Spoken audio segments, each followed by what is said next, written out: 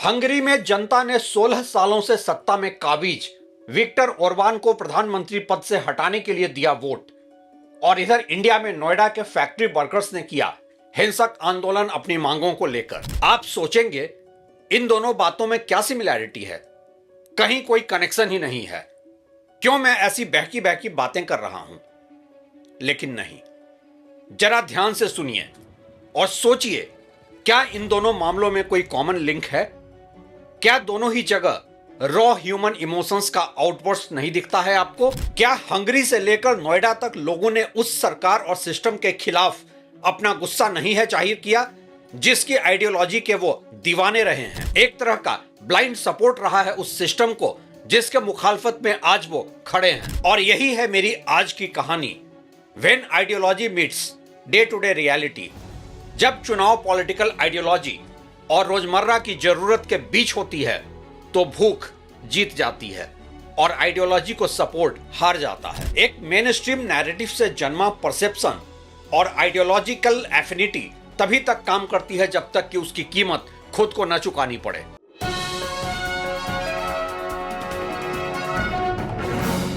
नमस्कार, आप देख रहे हैं ट्रैक टू रियलिटी और मेरा नाम है रवि सिन्हा।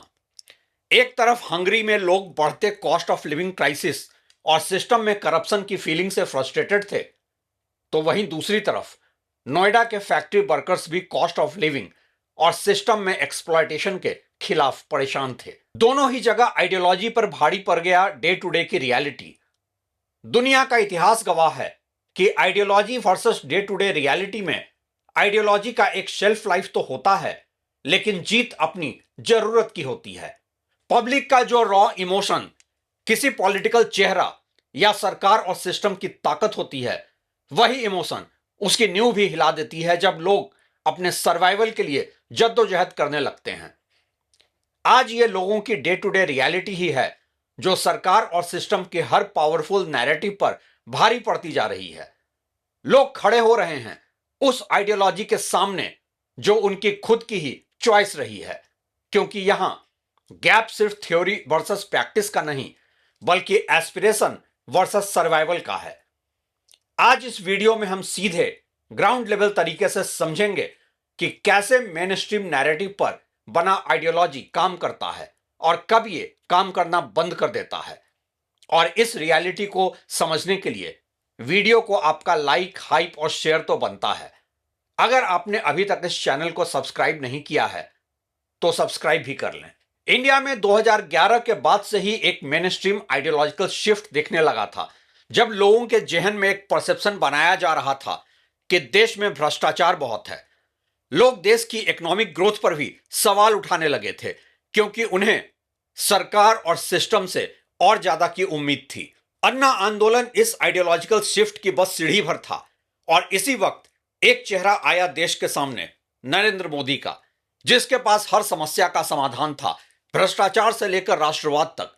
अब इस राष्ट्रवाद के पैरेलल किस तरह उग्र हिंदू राष्ट्रवाद और हिंदू मुस्लिम नफरत पनप रही थी, वो एक अलग ही बहस का मुद्दा है। लेकिन देश में एक आइडियोलॉजिकल शिफ्ट साफ तौर पर देखा जा रहा था। पॉलिटिकल लेवल पर हिडन एजेंडे के बियॉन्ड सवाल यह है कि 2011 के बाद से सरफेस लेवल पर कौन सी मेन स्ट्रीम आइडियोलॉजी काम कर रही है। इंडिया में आइडियोलॉजी के कई लेयर्स हैं, लेकिन broadly main stream economic ideology है कि इंडिया फास्ट ग्रोइंग इकोनॉमी है, स्टार्टअप नेशन है, देश के पास 5 ट्रिलियन इकोनॉमी का विजन है। सोशल आइडियोलॉजी है कि इक्वालिटी फॉर ऑल, सबका साथ सबका विकास, और साथ है पॉलिटिकल आइडियोलॉजी कि एक फंक्शनल डेमोक्रेसी है जहां सबका पार्टिसिपेशन संभव है। लेकिन यह सब विजन, नैरेटिव, प्रॉमिस से ऊपर देश में है एक कल्चरल आइडियोलॉजी कि हम सुपीरियर हैं। यह सब आइडियोलॉजी के इर्द गिर्द ही प्रेजेंट रूलिंग डिस्पेंसेशन को लोगों का सपोर्ट रहा है एक दशक से ज्यादा समय से। अब यह समझना जरूरी है कि आइडियोलॉजिकल प्राइड के बीच देश की ग्राउंड रियलिटी क्या है। डेली लाइफ में अब आम आदमी की इनकम वर्सेस एक्सपेंस का मिसमैच है। सैलरी ग्रोथ नहीं हो रही है, रेंट, फूड, फ्यूल सब तेजी से बढ़ रहा है और इसलिए देश की इकोनॉमिक ग्रोथ के दावों का आम आदमी की जिंदगी पर कोई असर नहीं दिख रहा है। देश में अर्थव्यवस्था के तेज ग्रोथ के आंकड़ों से इस जमीनी हकीकत को नहीं छुपाया जा सकता है कि नौकरियां लगातार कम हो रही हैं, कोई सोशल सिक्योरिटी है नहीं और हर तरफ कुछ है तो है बस एक फियर इकॉनमी। किसी भी देश में लोगों का सिस्टम पर से भरोसा कोई एक दिन में नहीं टूटता है। जब लगातार जिंदगी की जरूरतों के लिए जूझना पड़ रहा हो, लोगों का सिस्टम में एक्सेस ना हो, हर काम के लिए कनेक्शन की जरूरत पड़े और न्याय मिलने में देरी हो, तो भरोसा टूटने लगता है। जॉब इनसिक्योरिटी के बीच इन्फ्लेशन का बढ़ना और आम लोगों का एक कॉस्ट ऑफ लिविंग क्राइसिस से जूझना जब रियलिटी बन जाए तो रियल कॉन्फ्लिक्ट शुरू होता है, जहां आइडियोलॉजी का रियलिटी से टकराव शुरू हो जाता है। सवाल यह उठता है कि यह गैप क्यों एग्जिस्ट करता है? पॉलिसी क्लियर नहीं है या एक्सिक्यूशन फेलियर है? दरअसल कोई भी सिस्टम किसी नागरिक के आइडियोलॉजी को रिवार्ड नहीं करता है और आज एक्सप्लॉयटेशन, खासकर इकोनॉमिक एक्सप्लॉयटेशन, देश की रियलिटी बनी हुई है।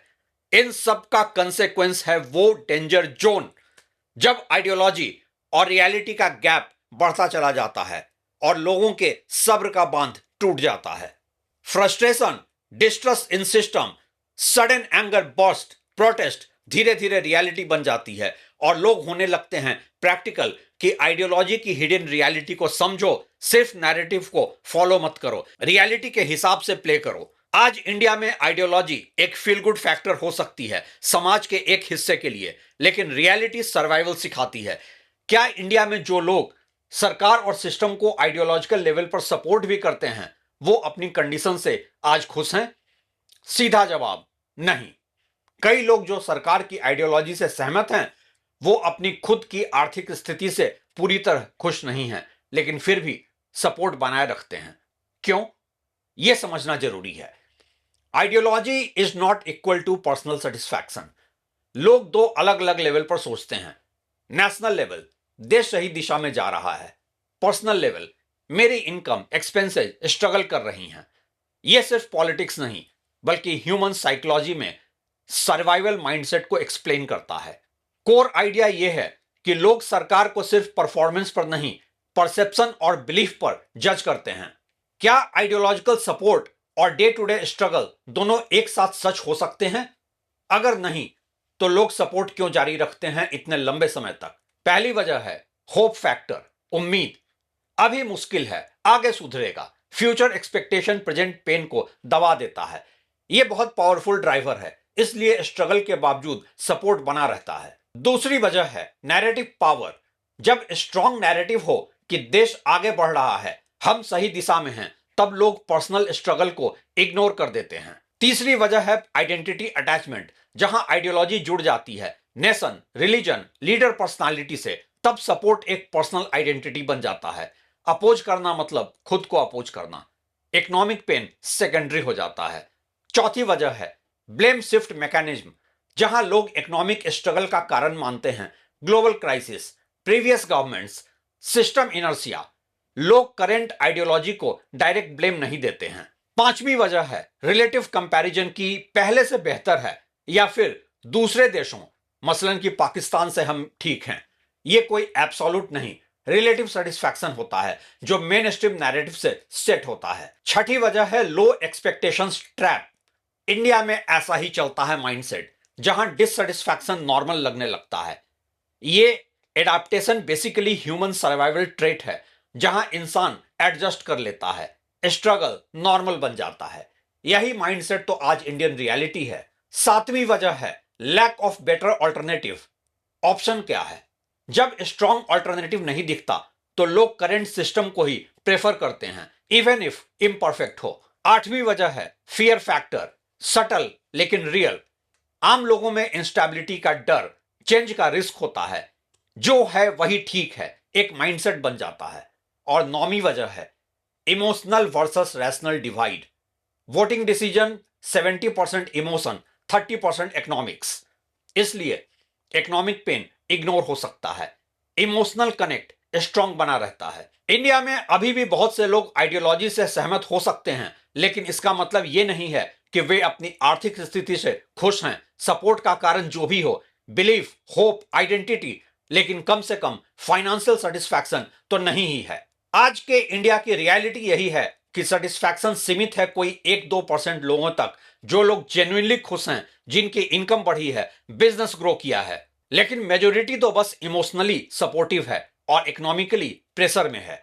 और साथ ही एक बहुत बड़ा वर्ग है देश में जो आइडियोलॉजी से भी नाखुश है और इकोनॉमी से भी। अहम सवाल यह है कि डेंजरस पॉइंट कब आता है?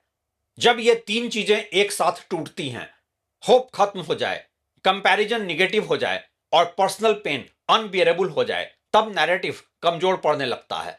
सरकार और सिस्टम के प्रति सपोर्ट कमजोर होता है, प्रोटेस्ट एंगर बढ़ता है और एक पॉलिटिकल शिफ्ट शुरू हो जाता है। डीप इनसाइट यही है कि लोग आइडियोलॉजी को वोट देते हैं लेकिन जिंदगी इकोनॉमी से जीते हैं।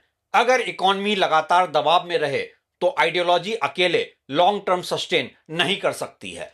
पॉपुलर नैरेटिव और आइडियोलॉजी एक साइकोलॉजिकल ट्रिगर तो बन सकता है, लेकिन उसका शेल्फ लाइफ भी होता है। आखिर में जीत होती है डे टू डे रियलिटी की ही। लेकिन मेरा आखिरी सवाल, ये आइडियोलॉजी का शेल्फ लाइफ आपके लिए कितने साल का होगा? इसका जवाब मैं आप लोगों पर ही छोड़ता हूं। शुक्रिया।